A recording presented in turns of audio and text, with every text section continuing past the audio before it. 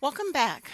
One of the other things I want to mention before I start entering the rest of our text for our memo is the fact that when I created the template for this memo, one of the things I did was I changed the style. And this is the paragraph style, and it sets up all kinds of different things within the style of your paragraphs. So normally you are starting a Word document, you're going to be in normal style, which gives you some settings such as you do not have single spacing as a general rule. It's 1.08 line spacing. If you go click on the no spacing button, it puts you back to single spacing for your document, and that's a real easy way to get it back to blank paper with not a lot of formatting. So if you go to the no spacing button, that will fix that. The other thing it has in normal is it gives you some blank space between each paragraph, which is kind of a nice feature.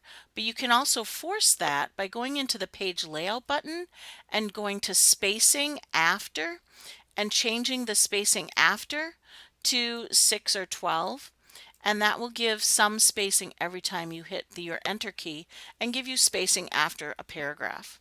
So we're going to change that and we're going to put that to 12 point just so you can see how it works when I key a paragraph in the text.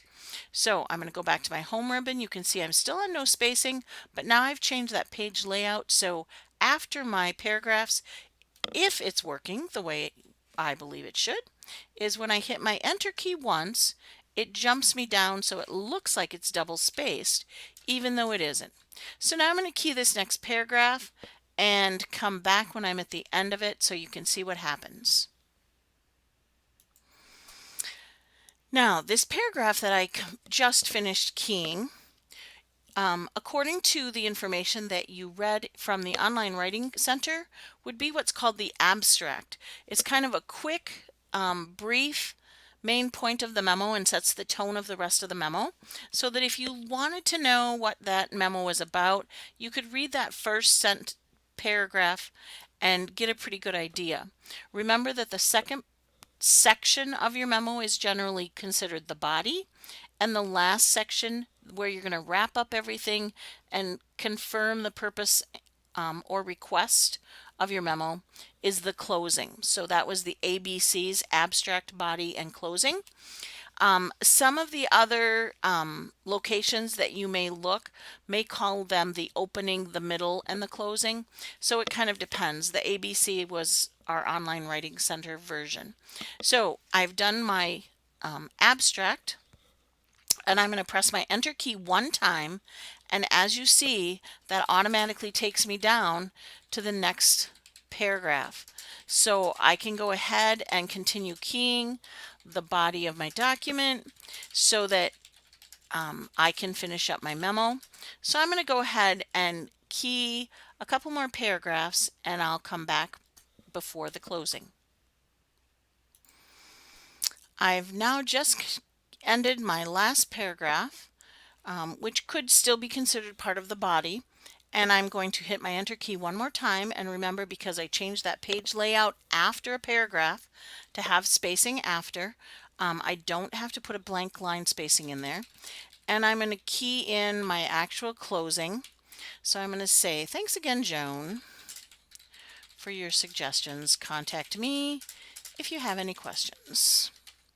And then one more time, and I'm going to say, because I mentioned Marjorie in the document, and if you notice that automatically capitalized because it was the beginning of a line, I just went back and removed the capitalization.